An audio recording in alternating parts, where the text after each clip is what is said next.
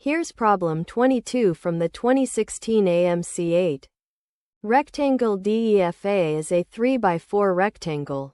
Along the top edge are the points D, C, B, and A from left to right, evenly spaced so that DC, CB, and BA each have length 1. E and F are the two bottom corners, and the height is 4. We draw a segment from E to B and another from F to C. These two segments cross, forming two shaded triangles that look like bat wings. What is the total shaded area of the bat wings? The choices are 2, 2.5, 3, 3.5, and 4. You can pause here and solve the problem before seeing the solution.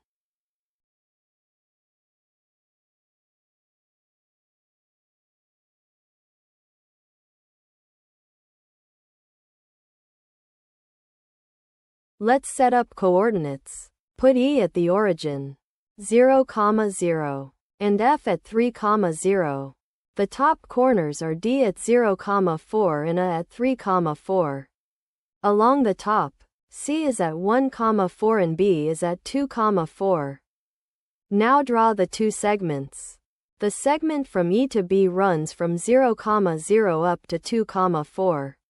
Which is the line y equals 2x? The segment from F to C runs from 3, 0 to 1, 4. Which is the line y equals negative 2x plus 6? They cross where 2x equals negative 2x plus 6. So x is 1.5 and y is 3. Call that crossing point P. The two bat wings are these two triangles. The left wing has vertices E, C, and P. The right wing has vertices F, B, and P. Use the shoelace formula on the left wing. With E at 0, 0, C at 1, 4, and P at 1.5, 3. The area is 1/2 the absolute value of 0 times 4 minus 3, plus 1 times 3 minus 0, plus 1.5 times 0 minus 4.